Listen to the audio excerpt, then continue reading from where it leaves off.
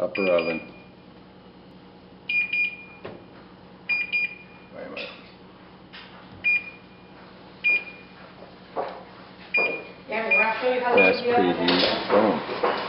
So it's just like a microwave that it already has set times. You can select 1 minute, 2 minute, and it's a fast preheat.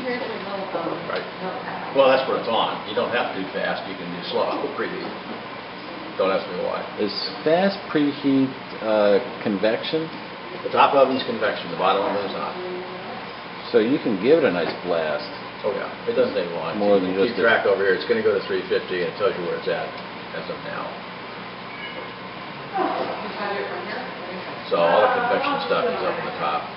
When it wasn't working, did they say what wasn't working, or was it just a part that The whole failed? the panel went out. The panel went out. That's all. They replaced the panel. So that'll last. Okay, so that's working. We have the pipe that was under the sink. Wasn't that something? Oh, that was master bathroom. Oh, master bath. Okay, so we'll just take a look at that. It had brackets. Let's look at this little switch while we're here. Saw that. That's the wireless switch that generates or starts Turns on the hot water heater. the pump for the hot water, which, from what Ralph said, just clears out the cold. It pumps the cold out so the hot water is flowing fast. Delivers the hot water to the Faucets. sink quickly. And it's locational. You press the button. It covers the whole house. One The whole button house. takes care of the whole house. So there's just multiple buttons That's right. to operate it, and that triggers the pump. Right. And everybody gets hot water. Right. So you just got to know where the triggers are for convenience. Exactly. And right inside this cabinet, we have that. All right, let's look at that master sink.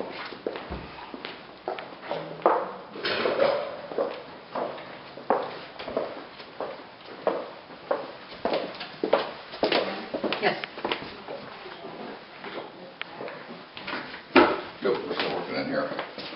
It was this valve over here that was loose. So It's just been the flange been nailed down to the stud in there. Oh, it was the yeah, that's right. It was the pipe was actually unsecured. correct. So pop a little hole in there and secure it. Beautiful. Debbie just mentioned that occasionally on these little doohickeys, Yeah. it may need a battery inside this. So if this seems to not work, they might want to check and make sure the little AA in there is okay. And that is why they have the button out there, because if you go out there and press the button in the garage and it works, then the batteries. Right. Or if these are just Velcroed on, you just take one out, walk out there and punch it and go on, you know it's dead battery. Yeah. Front yard. Front yard lighting. That's the timer for it. Correct. That's really all you need on these. It's just to set the time. They're self-operating. So that's the only control on that you got to worry about. And does that run all night? Do you have that set for all night? Right now we got it set for all night. Okay. And it's mixed throughout the neighborhood. Some run them all night, some turn them off in the middle of the night. You know, where you want. They're all low voltage, so it's not a power sucker. Yeah. The panel here for the sprinklers, is that for the entire property? Yes. Or do you have enough? Just this covers the whole thing. And you know how many valves you have? Quite a few, probably. Probably 10. We have all the instructions right here, so that's easy to refer to. 10 valves. So we'll just go through that. Then there's the backyard lights. Right. Here's that GFI, the inspector mist right there. Well, at least that was in there. And there's more evidence of it there. So we got that. Just as an aside, but any spa or pool person that they use will figure this out. 2 switches here. The switch on the right controls the jets to the spa. The switch on the left provides power to the heater. Gotcha. But the heater has a separate on-off control up here. So you have to have both in the on position for the heater to fire up. And the reason is that this has got two separate thermostatic controls for the heater.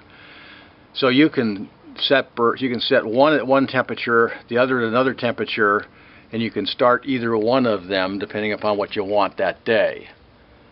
And if you want to use just a switch down there to operate it, you leave this on all the time and just flick the switch. So that's just a safety switch for you that you know, keeps the thing from accidentally getting turned on when you're not around. All right, so if that's, you have it set now that that's functional, all you gotta do is hit the switch? Yes. Well, no. I always hit both switches. Okay. But you need both on you need to both operate. on to operate it, but if you try to turn it on, you got to remember there's two switches here. Okay, that's good to know.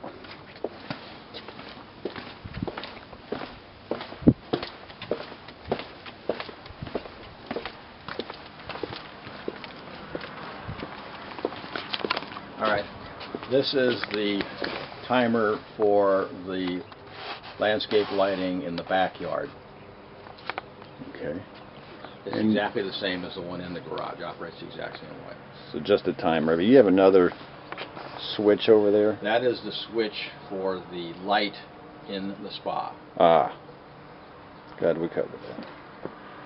Okay, so that's And in that. addition, in between those two is the gas shutoff, natural gas shutoff. Right, oh, we saw that. Good. Note that again. For the backyard.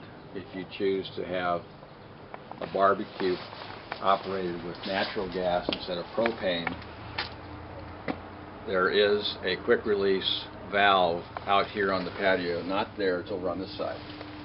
That's going to the spa. No, that goes to the barbecue if you want one over here. I always had one over here. This is the quick release gas valve. Gotcha. And we had the barbecue here. So the spa's got its own plumbing. Oh, separate, completely separate. This has nothing to do with All right, spa so at all. the spa.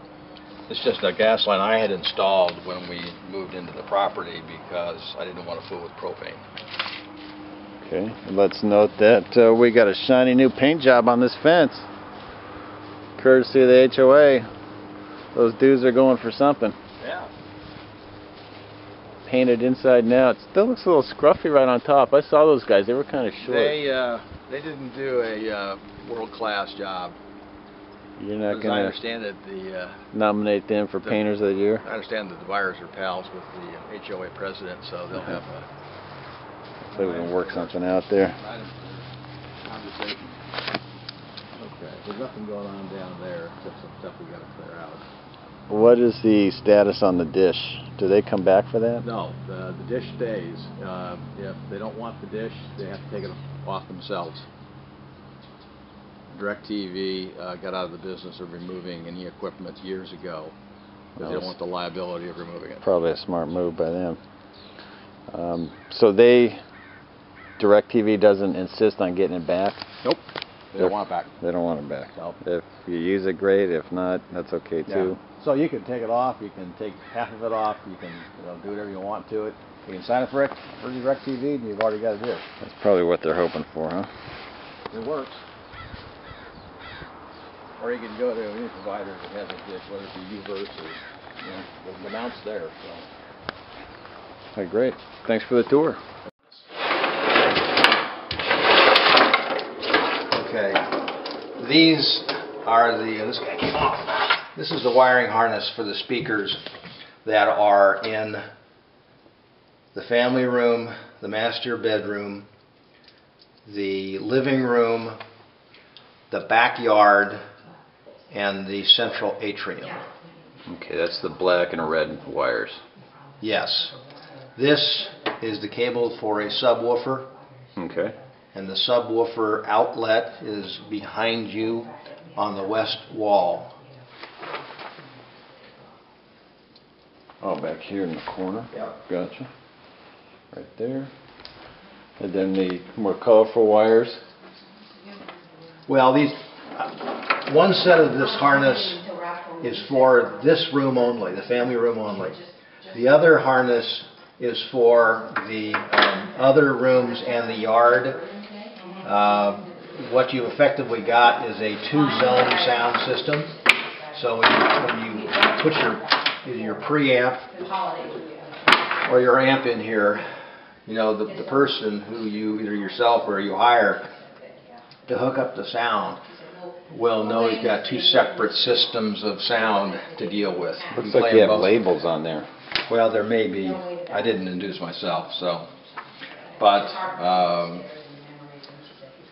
again, there's sound outlets in family room, master bed, living room, backyard, and atrium. Is it color coded? Is it the red and black for the? I couldn't tell you. Okay, so we'll have to. A technician can tell. Yeah, you figure that out. Yeah. And you have. Those were all installed by the builder. I didn't do it, so. Builder. It's hard to wire. And we have the wiring for the flat screen, which is going to be the electrical source, and that's the wire going out to the That's the HDMI stereo. cable. That's the HDMI cable. So that's all set. Just need a flat screen there, and we're good. Okay. If you want to know the location of the speakers, there's two of them here. The bird droppings come free of charge. No extra charge on there? That's right. So we just have two in the courtyard. There was, I think, 4 in the living room? Two. 2 in the living room. And 2 in the master bedroom. 2 in the master. And 2 in the backyard under the eaves. Alright, and then there's the 5 in here plus the woofer, which was a builder package, I'm guessing. They installed all the This is a circuit for a fan. fan there. And it is switched already. And there's, Is that one of those? it's one of these here. Okay. If you want a fan, got that's already wired up. So that's going to be that the 5 speaker plus woofer setup, which is good. That's a surround sound feature.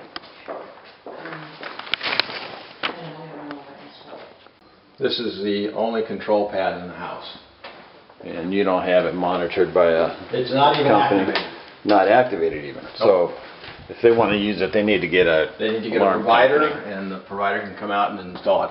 The reason the lights are blinking is that the lights are all of the window openings and the door openings, and they are active. It's just the alarm that we never activated. So we have a sheet that has the window locations by number for them. So if one of these lights is blinking, it means that either a door or a window corresponding to that number is open. So when they leave the house, they can see immediately if they've got a breach someplace. Gotcha. That's the master box for the alarm. It's nice of them to leave their phone number right on it. I'm not so sure they want to use those people. They might find somebody else. Buyer beware. Master cable box for the house. Modems for DirecTV, AT&T, Time Warner, cable, phone. It all centrally routes to here. So you have is that a second regulator? Because usually a house comes with one. No, the house did not come with one. The Ah. only one that's over on the street. So it's right over here underneath this potted plant, that green lid.